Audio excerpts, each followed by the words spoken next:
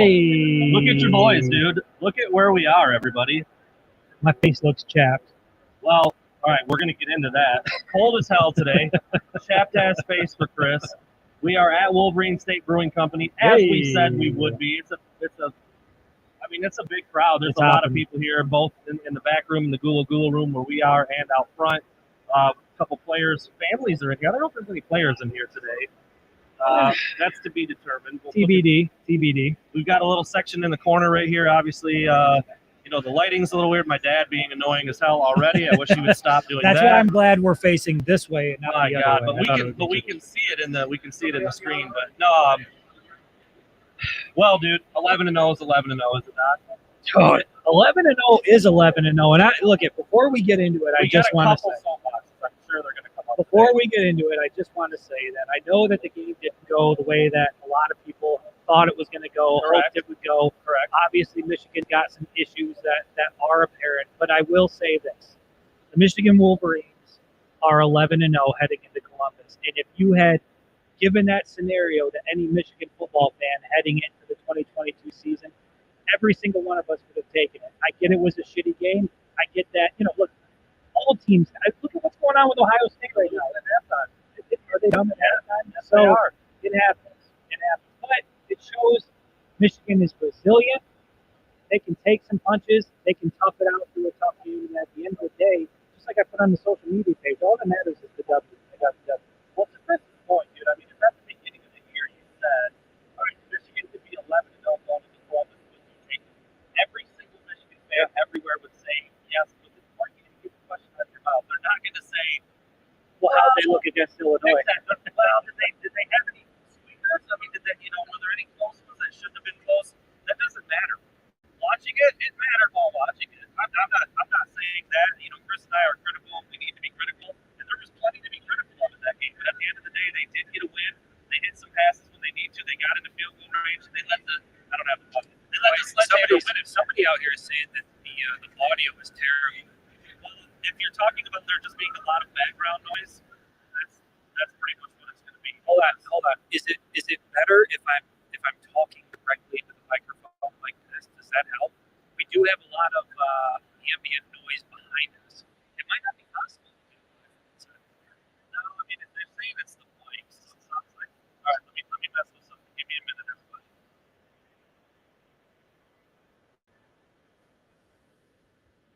Can they still see us while we're staring here? All right, let us know. Let us know how that is. Let us know how that echo. is. It's really bad. Something's off. The audio is really bad and choppy. Change the setting. Maybe it's better. I don't Sound like is that. shit.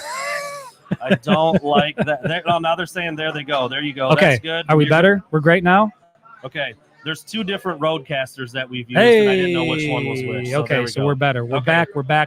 So I guess apologies, everybody. Did nobody saw that at the? I guess nobody heard that at the beginning. I think they right? could hear us, but it was just like really Choppy. muffled and like it was the laptop was picking us up. That's not gonna work. Gotcha. Okay. Gotcha. Sorry, guys. Obviously, we're on location. It's 7:00 on the dot. Are we doing that again? We're really gonna do that again. If all that stuff that we said earlier. Yeah, I mean, I'll take. It was Brandon's fault. Yes, Brandon's fault. If all that stuff we said earlier didn't get heard, basically it was a win is a win. It wasn't pretty. Sometimes you got to win games like that. Ohio State's losing at halftime right now to Maryland. Michigan showed some resiliency. They didn't have Blake Corum the whole second half. And, shocker, the passing game wasn't that great. Yeah. I mean, like, right when we got done, people were hitting up Chris. People were coming at me on Twitter. This is why you guys – This is why you guys can't overlook Illinois. Yeah. Well, to that I would say, if you're going to give us credit for struggling against Illinois because we overlooked them, then give us credit for saying that the passing game should have been worked on for 10 weeks. Listen, can I do that? No, that can't happen. Can I just say that I was getting like hate mail during the game when it looked like Michigan might lose? I literally had people that were faulting me for some odd reason or us for a number of things for either, thinking that JJ should be the starter or not putting enough focus on Illinois. I agree with you, Brandon. I think if and when Michigan loses, if we're going to take shit for it, and if we're going to take shit for the fact that they don't play very well, we should also get credit when they do play well and when they do win, right? So 11-0, hey, high five. We did our job. 11-0, holla at your boy. Yeah, it's like, every game to this point, Michigan had won, and Chris and I would come on here and kind of do a little bit of like, oh, well, we would have liked to see more passing. We would have liked to see that short up a little bit. And all we got back from a lot of people was, how are you complaining? They won. Yeah. So on the flip side today, now everybody's saying, well, you guys were overlooking Illinois. You can't do that. Why are you complaining? They won. It works both ways, guys. It's a two-way street. It is a two-way street. But at the end of the day, they did win. Now, I'm not going to lie. I had an article written ready to say that loss was unacceptable. Yes. How about this? I just saw somebody, and we don't have the soundboard, but no. Ron Thomas, yes, sledgehammer. Yeah. He just came through in the clutch. I was down there on the field when it happened, man. The tension in the air when he walked out, I mean, everything was on the line. And time again, Jake Moody has been just such a critical part of this team. And I remember putting out stats, and it was where Jake Moody was sort of leading the team in scoring, and he was one of the leading scorers, in the nation. And people were like, well, that's not a great thing when your kicker is leading and scoring. Well, it was a pretty damn good thing today, because he is the reason that Michigan is going to be 11-0 going into Columbus, and can't say enough about that kid, man. He is, again, he's an elite company. It's Jake Moody, Anthony Thomas, and Tom Harbaugh. Old 98, brother. Old 98. Yeah. So, congratulations to that kid. Two high-pressure situations, wind whipping. I mean, okay, so let's get into that. Before we go and revisit the predictions, Chris was down on the field the whole – I heard about Chris's ass cheeks today. Listen. I heard about Chris's chapped face today. My ass cheeks are sore. Tune in. From jiggling the whole time. Wow. I've never had this happen where I've been so cold where my ass cheeks were involuntarily. I was pretty much just booty clapping for about 2.5 hours involuntarily, and now I'm a little bit tender down here. Yeah, I mean,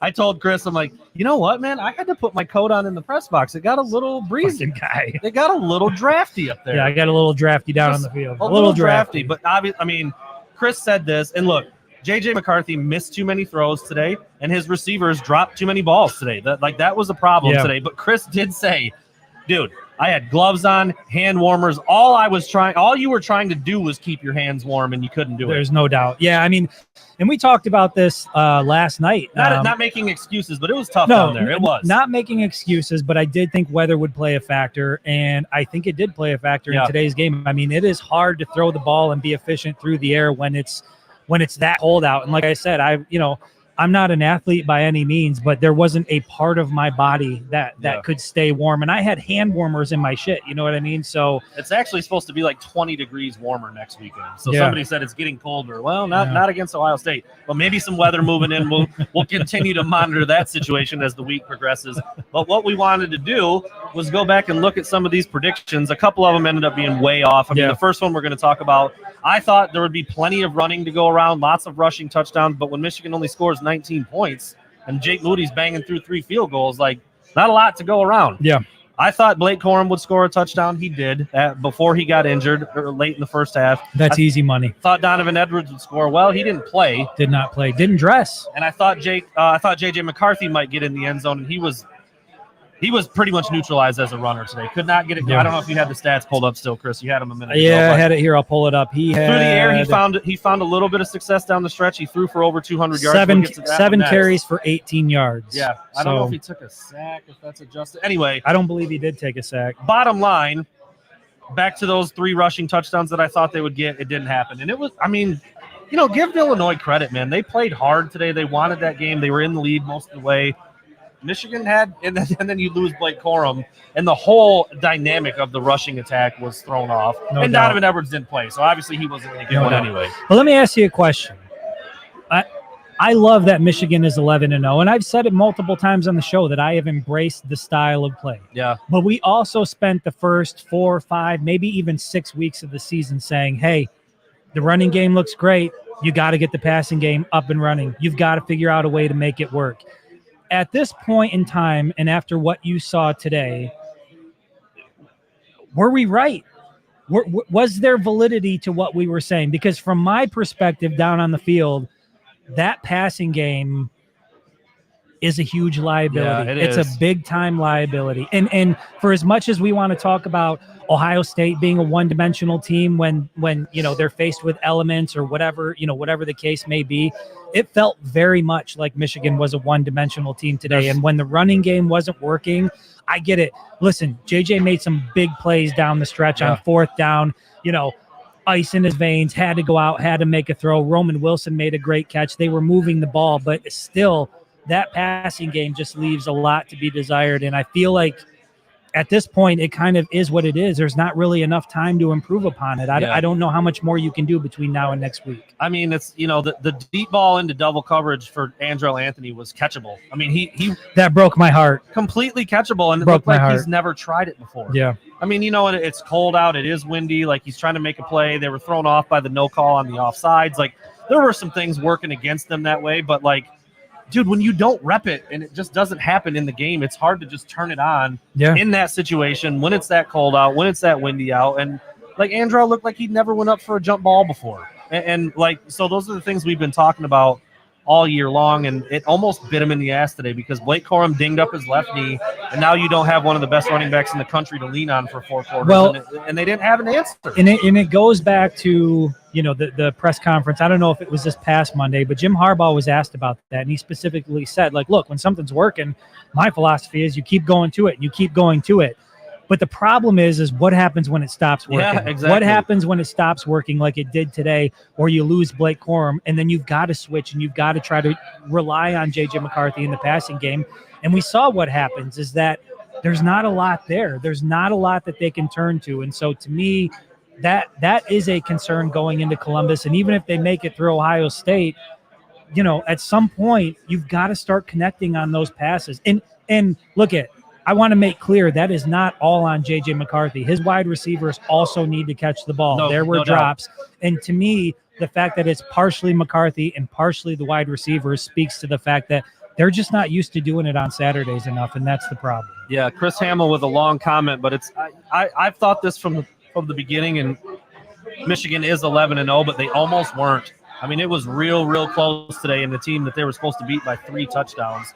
You lose Blake Corum, Donovan Edwards is already out, so then you've got to go with true freshman C.J. Stokes, who was shelved for most of the year after his fumble, whether that was the reason why or not. He didn't play for a long time. Tavi Dunlap, who's played even less, and a walk-on in Isaiah Gash. And you're still trying to run the ball over and over and over again, and so you got to have it at the end.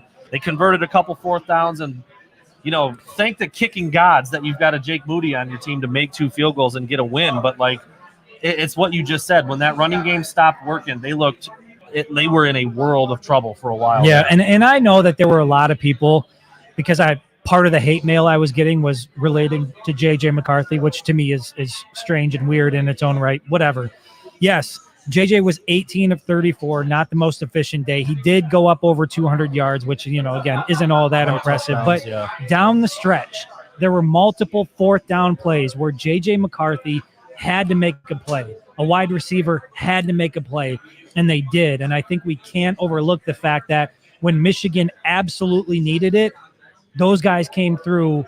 And I'll, from my vantage point, I was zoomed in on JJ on a couple of those 4th downs. Yeah. The dude looked like he was just cool, calm, collective, in the moment. Well, dude, the one play alone, I saw somebody mention in the comments, the fumbled snap, he picks it up, rolls out, makes a first down throw. Right, yeah. Dude, like 70%, well, it was 4th down, but a lot of players don't even try to make that play. They just fall on it. Yeah. He had the wherewithal to get make a play.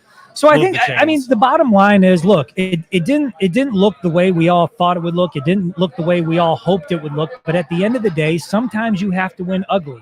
You're just going to have those games. Look around the country. Look at Alabama. Look at LSU. Look at Tennessee. I mean, there are games that look ugly, and sometimes you don't come out on top. And you know what? Michigan looked ugly today, and they still came out on top. They're 11-0. They're in the playoff hunt, and they're going to go to Columbus playing for a trip to Indy in a spot in the college football playoff. And so, yes, there are things that need to be – that's the thing, though. I say there are things that need to be fixed, but can you even fix them at this point, or is it just is what it is? It's who they are. What it is, right? Georgia struggled with Missouri earlier this year. Yeah. I mean, Didn't TCU struggle today? I didn't see the game. TCU won by a point. Yeah, last second field goal, They right? just barely snuck. That was Baylor at Baylor. I mean, that's a decent opponent. But like, well, yeah, but keep in mind, the Desmond point- Howard had Baylor in his Final Four at the beginning of the season. the point so. is, this is really Michigan's only close game of the year. They won by 7 against Maryland, I think, right? It was a 1-score game. Yes. Yeah. You're gonna have them, dude. Over the course of a season, 11 games. It shouldn't. I mean, on paper, Michigan was supposed to win by a bunch today. It was at home, senior day, everything on the line, and dude, Illinois scrapped the hell. I was going to say the whole day. Can we also give some credit? I know that they lost the last 2 games, but Illinois played a solid football game. Give a shout out to Chase Brown. Chase Brown. Chris saw him down on the field. He was like, listen, bro, that guy. We were talking about this a little bit on the way over here. I saw Chase Brown. He scored a touchdown, and then he came over and basically stopped right in front of me to do like a little celebration. On his long touchdown run. That dude is a brick shithouse. Yeah. He is just a physical specimen, an incredible running back. And I think that, they gave Michigan their best effort today, and they came up a little bit short. And I don't know, man. It's the more we talk through this, the more I find myself having a hard time being upset about what I saw today, because the only thing to really be upset about is the lack of a passing attack. But how long have we been talking about that? All year. It's been weeks and weeks weeks. And so it actually hasn't even been all year. It's been like 2 seasons. It's been 2 seasons, right? But we know that's an issue. So to sit up here now and complain about the passing attack, it just seems like that's not what Michigan does well. They haven't done it well really all year. And then you could see the results of that this year, or in this particular game when they needed it, and it doesn't work very well. So speaking of Chase Brown, one of the "you're dumb, you're smart." I think you called me smart on this. If I'm not, well, yeah, you only called me dumb on the first one, which I hate, by the way. Yeah, I know, but I said that Michigan would hold Chase Brown under 100 yards. Well, no, dude, that dude's a machine. Yeah, and he ran the ball well. He had an explosive play, a 37-yard touchdown, 29 carries, 140 yards, 2 touchdowns. He's the real deal. He's the real deal. Chris said it earlier. Yeah. You put that guy on Michigan's. He's doing at least as much as Blake Corum's doing. Right? I mean, he's just as productive for Illinois. I mean, like the dude's listen. I love Blake Corum as much as anybody else. Yeah, but I'll say this: Chase Brown is the fuck. He's a unit, dude. He's I almost the real dropped deal. the F-bomb. We're in the bar. Whatever. The real deal. Yeah, I mean that guy is as good as advertised, and was a little bit banged up, right? Coming into this game. There was some thought that he might not play. You knew he was gonna, but he did get hurt towards the end of last week's game. This also happened, Chris. I think even more than we both said. I thought that Illinois would break that second half scoring drought and put some points on the board against Michigan in the second half because of how they do things. I said maybe a field goal. I think you said a touchdown. They actually had 2 touchdown drives in the second half. I had them scoring 10 points in the second half. I thought they'd get a field goal early and then a trash touchdown late. That clearly was not the case. And Mike Morris was out. I don't know how much you want to put on that. I mean, one guy can't really make that much of a difference. But, that stout defense that we saw over the last 5 weeks really wasn't there the second half. There really weren't that incredible second half adjustment that you expected coming out of the tunnel. We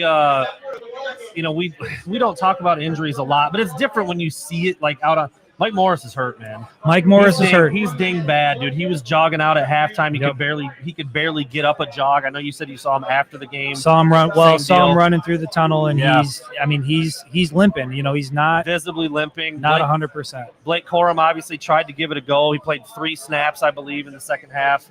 Or maybe just 2. But here's what I will say. The fact that he came out and played some snaps in the second half, correct. That gives me a lot of confidence for Ohio State. So for Blake Corum, it's going to be about pain management and are you going to do any further damage? That's all it is. It's not. He didn't tear anything. He didn't. How about this? There is a 0% chance that Blake Corum is not playing in Columbus. He's playing. Will he be as effective as he's been all year? True. That's the question. Yeah. I don't know if we see Mike Morris. Not based on what I saw. I mean, he's going to have to heal up quite a bit for that game. And, that would be terrible. But he leads the team in sacks. He's obviously, he's on McShay's big board as like the number one prospect on number one prospect. And then for your team to be 11-0, go into Columbus, with a shot at another Big Ten championship. But, those things happen. It's late in the year. It's a physical game, and it sucks for a guy like Mike Morris. And I said it in the RV on the way over here, and you shot me down very quickly. I was like, "Listen, man, Ohio State's dinged up too," and you're like, "Oh, I don't care. I don't give a shit. We need all of our horses. All hands on deck." Everybody wants that. It's true. I mean, like, nobody wants to hear that. Nobody cares about what they're going through.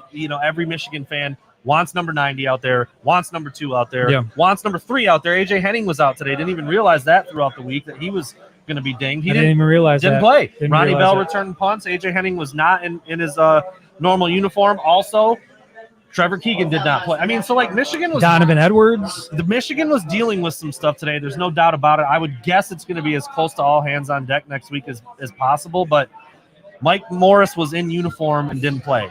Yeah. There's another Brewskin. Mrs. Wink Helmet making an appearance. Now I've got several up here. 7 beers over here, and I've got 1 beer that has 7 beers in it. This is the Massacre. It's delicious, and it will knock you on your ass.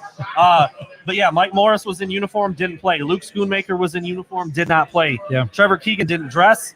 Donovan Edwards didn't dress, and now Blake Corum is dinged. So like, this is week 13, bro. This is 12-0 you're chasing in Columbus. All those dudes are gonna want to play, but just because you want to doesn't mean you can. Like I said, Mike Morris looked like he was not ready. I mean, the fact that he was in uniform surprises me, honestly. Yeah, and I think I got an inkling of that when they were going through their pregame routine and ritual, and Mike was out there with the team. But there's a drill that they do where the edge rushers run out and they reach down and they grab a tennis ball and they around the circle. Mike Morris just kind of stood there watching all of that happen, and that's when I got the sense that he's suited up, but he's definitely not going to go today. But then I was surprised in the tunnel just at how much he was sort of limping around. And what also I don't know if they heals in a week. What also caught me off guard about Mike Morris? What's that? The dreads were not tied back in any way, shape, or form. They were free flowing. And I feel like he's usually got them pulled. No, they're usually free flowing. But I think he's got it tied up and then they hang out the back. Like today, it was like he was going out to the. So you think that was a sign? That was a sign.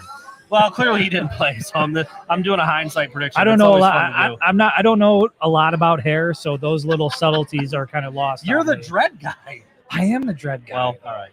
And then the last prediction I had, dude, Michigan didn't sniff 18-point cover. I mean, dude, it took everything. 9 seconds to go in the game. They had their lead. Was it the first lead of the day? No, Michigan did score first. Yeah, they scored first. Michigan scored first. But Michigan took the lead for good with just 9 seconds to go to win the game by 2. The spread was 17.5 or 18, depending on when you got in on it. I was pretty impressed with Illinois.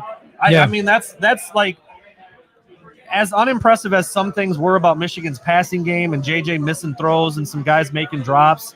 I was impressed with Illinois. I was impressed with Chase Brown. I was impressed with their defense, kind of bowing up whenever they needed to. And Michigan, I said it earlier, like Illinois feels like Michigan light, and that's kind of how it played out. But like they did it even better than I thought they would.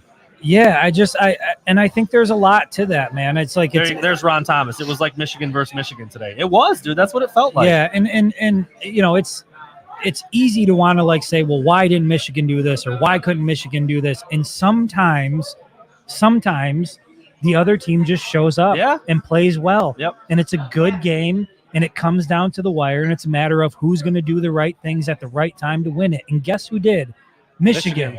So, as much as I want to like point to X, Y, and Z as, this has to get better and this can't happen again, at the end of the day, 11-0 is 11-0. I said that to a group when I was walking back to the RV. They were like, all right, Winged Helmet, what do you have to say about that one? And I was like, well, I'm saying 11-0 going into Columbus. And I think that's exactly where we want to be. So to me, this one's in the rear view mirror. Now it's all about Ohio State. And you know what the best part about it is? I can continue the countdown for Ohio State, and I'm not going to be told to focus. I was going to say 1 week at a time. We've been doing it anyway, but now we can do it, and people can't really say shit back to us. Guys, you need to focus. Just lock in. Please lock into Illinois. It's not time to talk about Ohio State yet. Honestly, do you think my lack of focus had an impact on the outcome today? Do you think that's probably why it was closer than it should have been? Probably pretty big, actually. I feel bad for that a little bit. So when you were down on the field today shooting photos, like how many times did Harbaugh come over and run something by you? several times. He didn't even run anything by me. He just came over. He's like, fuck Illinois, right? We're gonna beat the brakes off the Buckeyes. I was like, this is a gimme. So I said this, I mean, like somewhat tongue in cheek at the half when Michigan was up. Was it 7-3? Was that all it was at halftime? I'd have to look. I put it whatever up. it was. I believe it was 7-3 at the half.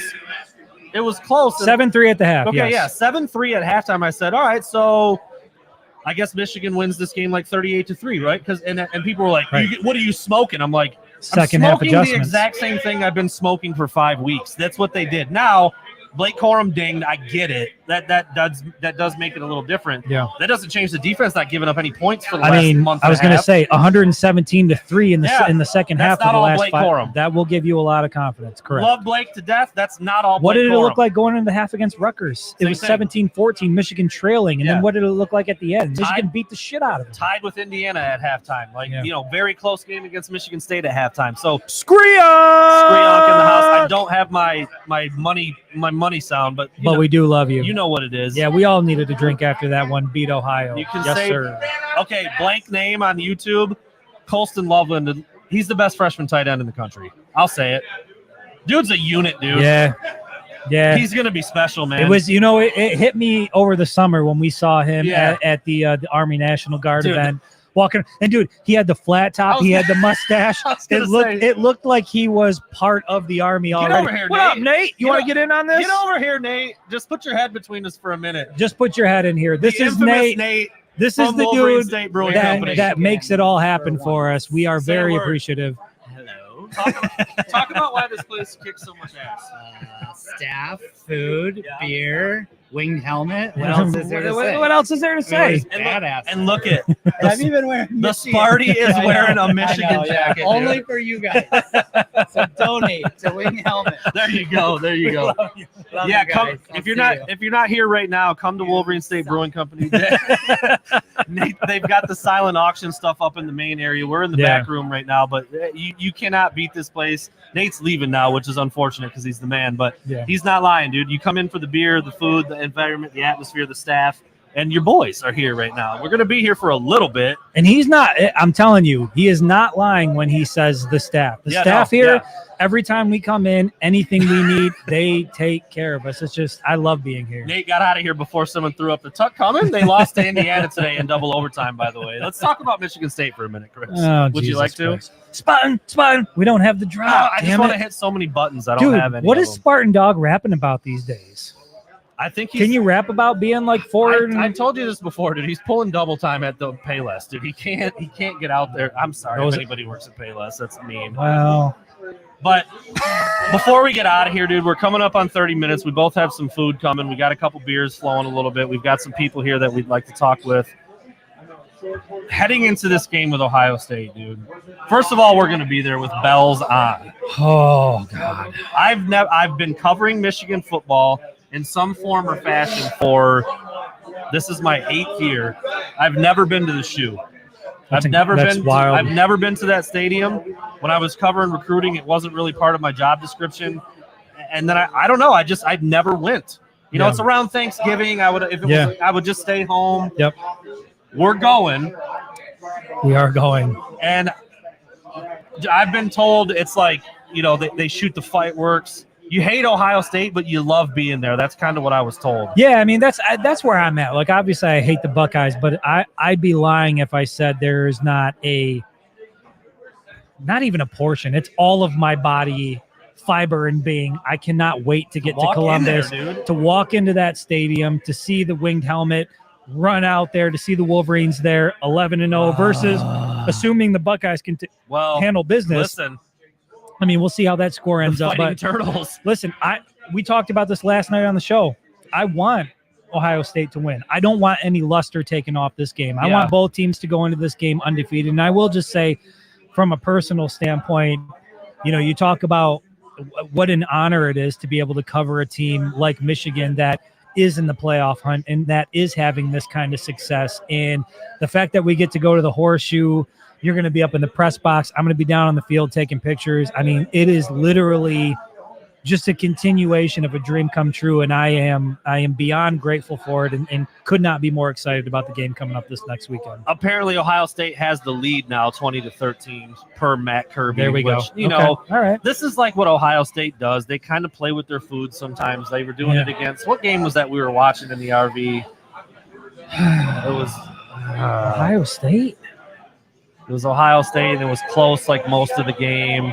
No, it was Penn State, and they ended up beating that ass by like 20 or 30. Penn State, they had a couple pick and sixes. then they look a little suspect against Northwestern. Now, granted, I know it was hurricane force winds. If you talk to the people from Columbus, Chris sounds a little oily.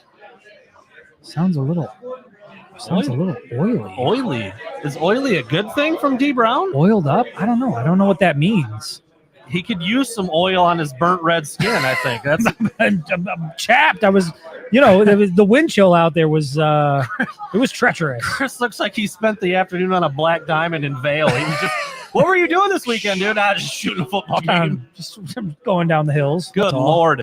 He's been doing God's work all season, man. I mean, you count the first 3 or 4, just sweating buckets. Yeah, I mean, you're talking, in 90-degree weather. It's 100 plus down on the field, and sweating my ass off, just feeling like I'm gonna die down there. Last week, Chris comes back to the RV. My dad, Scott Brown, he's right back there, shooting the breeze.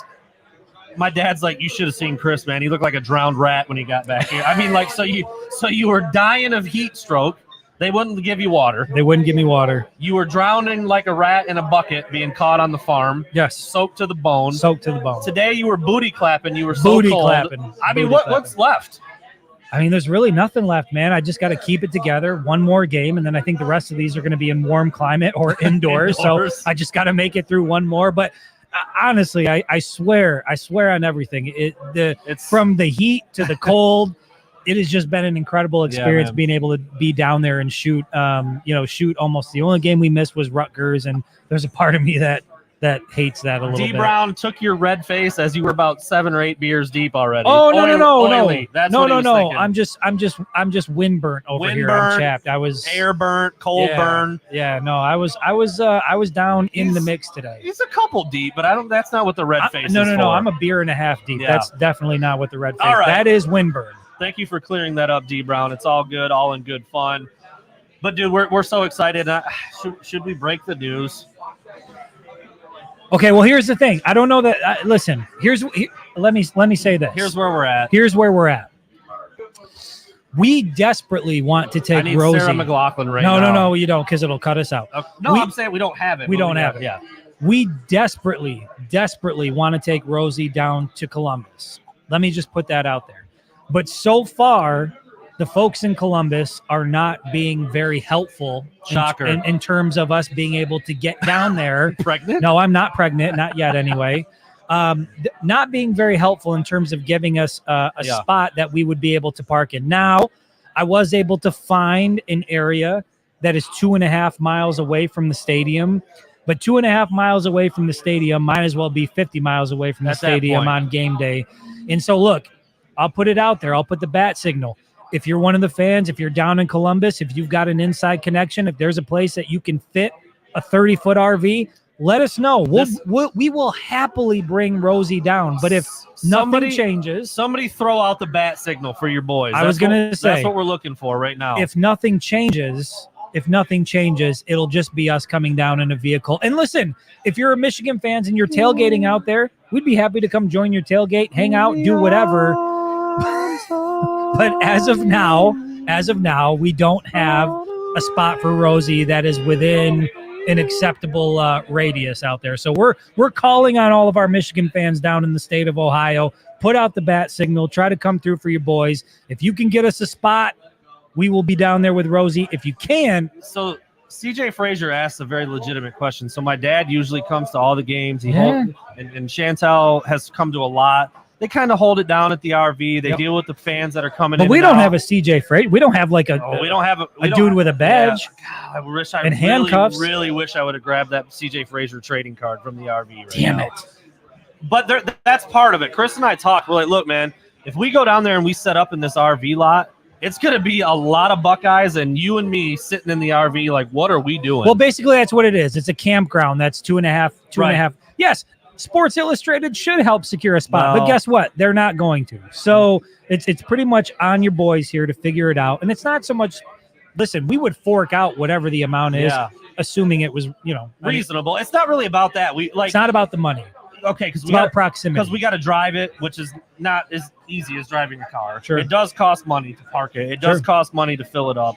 And if we're 3 miles away, like, what's the point? That's the hang up, is we're too far away. Like, I wouldn't even ask somebody to come. Hashtag room for Rosie. There I you go. love it. Make it happen. Find us just find us a damn spot down there for Rosie, and we will come down there and we will park it. But if things continue on the trajectory they are, unfortunately, she won't be coming down. I'll drive that bitch right through the shoe if someone lets us. We'll go right through the wall. I'll park it. There's no doubt about it. We'll put it on the 50. There is no doubt about it. But all that considered, we just kind of said, like, we'll see. We haven't, like, it's not for sure, but we're like, all right, we got a parking spot as media people for a vehicle, not for the RV. That's what I said. Like, dude, we got the snarkiest email back from the guy down at Ohio State that I was like, I was like, dude, they don't want to help. They ain't trying to help us. They don't want to help. They're not trying to help your boys out. And so if that's what it's going to be, then we'll have to adjust. It's war. It's war with Ohio. It feels that way when you got 11-0, 2 versus 3 with a trip to the playoff. They don't want the command center down there. Nah. They don't want that big, beautiful RV down there. Just a glorious piece of machinery, dude. Just so help your boys out. Help not. us find a spot that's within, I don't know, a half-mile radius of the stadium, and we'll reconsider. But as of now, it looks like Rosie will not be going down, just because for Brandon and I to be 2.5 miles away at a campground, like a couple of dinks sitting in there by ourselves. We can't even ask people to come out and tailgate with us 2.5 miles away. Right, it's not even within walking distance. Right. So it doesn't that's make where sense. it becomes an issue. Like, it's just too far. It's too. I mean, like, we'd be visible, but it'd be visible to a bunch of Buckeyes. Like that campground is not going to be filled with Wolverines. Dude, you know how people are in Ohio. It's like the Hills Have Eyes meets Deliverance meets just a petri dish of folks out there, some dude. Weird folks down there in We ain't Ohio. having that, man. We're not having that. The armpit of America. Some say the asshole of America. But on that note, dude, we'll close with this. I think I mentioned it a couple times, and we got kind of yelled at because we're looking ahead and not focusing on Illinois and whatever. But, dude, I've talked to a couple different people in the media market in Ohio State. They're worried. Yeah. They are worried about what that O-line can look like. You think today changed anything? No, because well, I guess Carson Barnhart's the starter at right tackle now, but they were down Trevor Keegan and Blake Corum got hurt. We'll have to see what that looks like next week. But leading up to this point, they were like, yo, your O-line is going to be able to do whatever they want. Blake Corum is going to run for $150 and a couple scores. Like, that's going to happen. It's going to be about some of the other stuff. So, I mean, everybody's hoping. I've seen people ask, like, what do we know about Blake Corum at this point? Nothing. Harbaugh wouldn't say anything after the game, and he probably won't on Monday either. I will say this. Ron Thomas, we do have Jared Johnson from the Army National Guard here. We are going to ask if we can get a Chinook to basically lift Rosie, take her down to Columbus, and just hover. You know how, like, those airplanes, they do they pull the advertising. Yeah. We just want a Chinook that has Rosie hanging from the bottom of it, circling the horseshoe. Is that too much to ask? We'll do the whole show from there. Is that too much? No. Johnson, get on it, dude. I mean, look at him over there drinking, not even paying attention. This is what we're working with. He's got a hat on. He's got a hat on like a FedEx driver on his break right now. Incredible. I don't know what's going on over there. Anyway, guys, thank you so much for tuning in. I'm sorry about the audio at the beginning. I hope it was good once we got it fixed up and selected correctly. I will take the blame. Put the blame on your boy. Put it on me. That was a little bit off. We're doing a lot of singing lately. Should we take him to the bridge real quick out of here before we go? With what? I don't know. What are you feeling? I don't know that I don't know that there's a song coming to mind. Although we've come no. to the end. Well, we did come to the end of the road. Can I say that? What? The final home game of the 2022 season, man. It came and went pretty quick, man. I remember those podcasts leading up to the season, and now we won't be in the big house again in 2022, man. It's wild. It is wild that it's over, but hell, Michigan's 11-0, and I am excited, dude. Excited for Columbus. That's a great dude. How long do you wait for football season to come back? And now we're on week 13, the 12th game. That's it.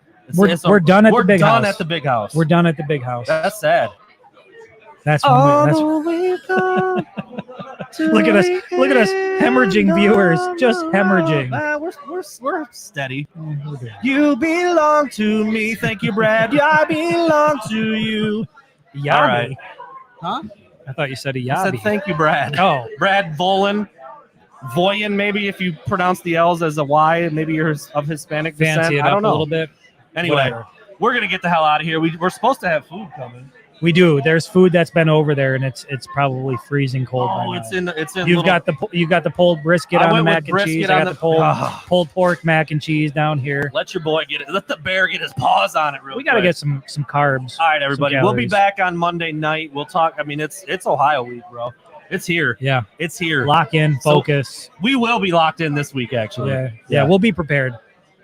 From Wolverine State Brewing Company, I'm Brandon. He's Chris. We'll see you on Monday night.